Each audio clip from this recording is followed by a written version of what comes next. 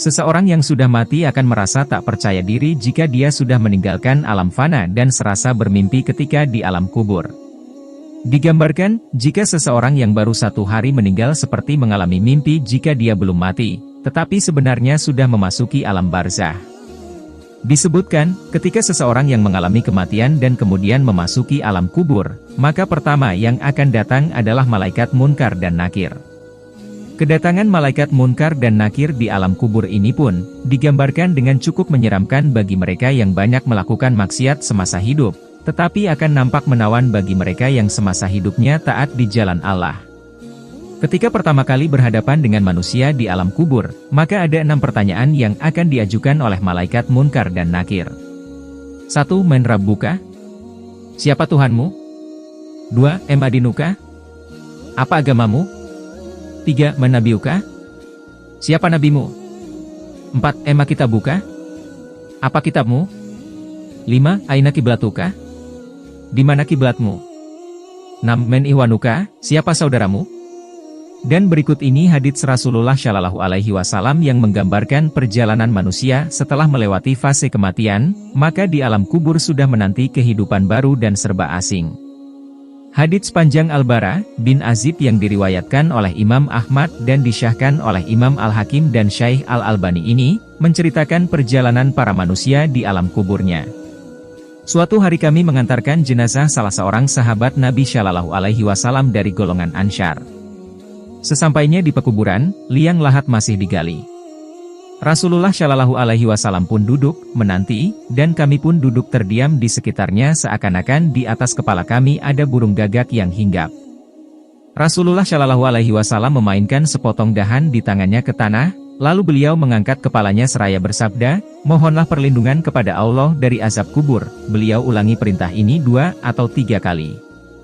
Kemudian beliau Shallallahu Alaihi Wasallam bersabda, seandainya seseorang yang beriman sudah tidak lagi menginginkan dunia dan telah mengharapkan akhirat, sakaratul maut, turunlah dari langit para malaikat yang bermuka cerah secerah sinar matahari, mereka membawakan kain kafan dan wangian dari surga lalu duduk di sekeliling mukmin tersebut sejauh mata memandang. Setelah itu turunlah malaikat pencabut nyawa dan mengambil posisi di arah kepala mukmin tersebut. Malaikat pencabut nyawa itu berkata, wahai nyawa yang mulia, keluarlah engkau untuk menjemput ampun Allah dan keridaannya, maka nyawa itu, dengan mudahnya, keluar dari tubuh mukmin tersebut seperti lancarnya air yang mengalir dari mulut sebuah kendil. Lalu nyawa tersebut diambil oleh malaikat pencabut nyawa dan dalam sekejap mata, diserahkan kepada para malaikat yang berwajah cerah tadi, lalu dibungkus dengan kafan surga dan diberi wangian darinya pula. Hingga tercium bau harum seharum wangian yang paling harum di muka bumi. Kemudian nyawa yang telah dikafani itu diangkat ke langit. Setiap melewati sekelompok malaikat di langit, mereka bertanya, nyawa siapakah yang amat mulia itu? Ini adalah nyawa Fulan bin Fulan, jawab para malaikat yang mengawalnya dengan menyebutkan namanya yang terbaik ketika di dunia. Sesampainya di langit dunia mereka meminta izin untuk memasukinya, lalu diizinkan. Maka seluruh malaikat yang ada di langit itu ikut mengantarkannya menuju langit berikutnya.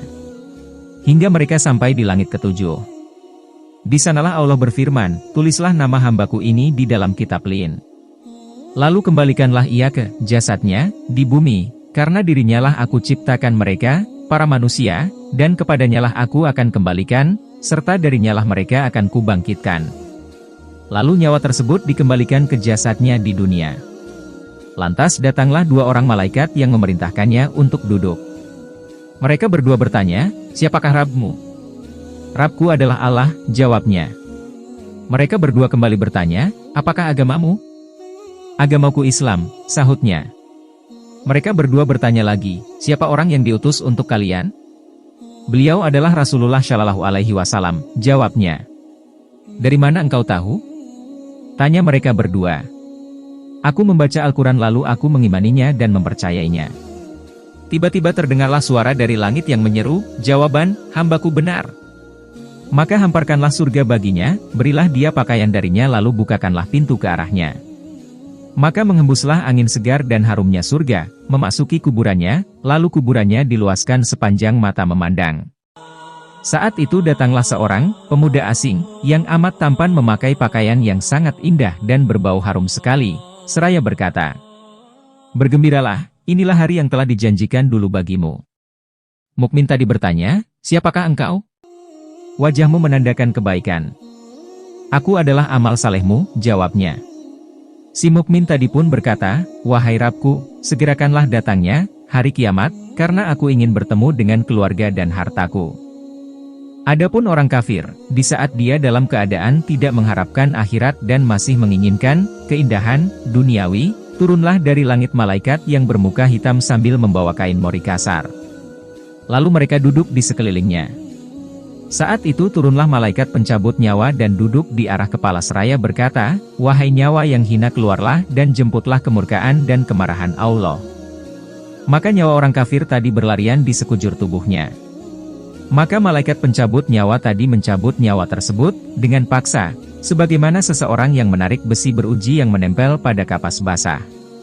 Begitu nyawa tersebut sudah berada di tangan malaikat pencabut nyawa, sekejap mata diambil oleh para malaikat bermuka hitam yang ada di sekelilingnya, lalu nyawa tadi segera dibungkus dengan kain mori kasar. Tiba-tiba terciumlah bau busuk sebusuk bangkai yang paling busuk di muka bumi. Lalu nyawa tadi dibawa ke langit. Setiap mereka melewati segerombolan malaikat, mereka selalu ditanya, nyawa siapakah yang amat hina ini? Ini adalah nyawa Fulan bin Fulan, jawab mereka dengan namanya yang terburuk ketika di dunia. Sesampainya di langit dunia, mereka minta izin untuk memasuki, namun tidak diizinkan. Rasulullah Shallallahu Alaihi Wasallam membaca firman Allah Subhanahu Wa Taala, tidak akan dibukakan bagi mereka orang-orang kafir, pintu-pintu langit dan mereka tidak akan masuk surga. Sampai seandainya untuk bisa memasuki lubang jarum sekalipun. Quran Surah Al-Araf ayat 40. Saat itu Allah berfirman, tulislah namanya di dalam sijin di bawah bumi, kemudian nyawa itu campakan dengan hina dina. Rasulullah Shallallahu Alaihi Wasallam membaca firman Allah Subhanahu Wa Taala, barang siapa mempersekutukan sesuatu dengan Allah, maka adalah ia seolah-olah jatuh dari langit lalu disambar oleh burung, atau diterbangkan angin ke tempat yang jauh. Quran Surah Al-Hajj ayat 31. Kemudian nyawa tadi dikembalikan ke jasadnya, hingga datanglah dua orang malaikat yang mendudukannya seraya bertanya, siapakah Rabbmu? Aku tidak tahu, jawabnya. Mereka berdua kembali bertanya, apakah agamamu? Aku tidak tahu, sahutnya. Mereka berdua bertanya lagi, siapakah orang yang telah diutus untuk kalian? Aku tidak tahu, jawabnya. Saat itu terdengar suara dari langit, hambaku telah berdusta. Hamparkan neraka baginya dan bukakan pintu ke arahnya. Maka hawa panas dan bau busuk neraka pun bertiup ke dalam kuburnya. Lalu kuburannya disempitkan oleh Allah. Tiba-tiba datanglah seorang yang bermuka amat buruk memakai pakaian kotor dan berbau untukmu. Hari ini adalah hari yang telah dijanjikan bagimu.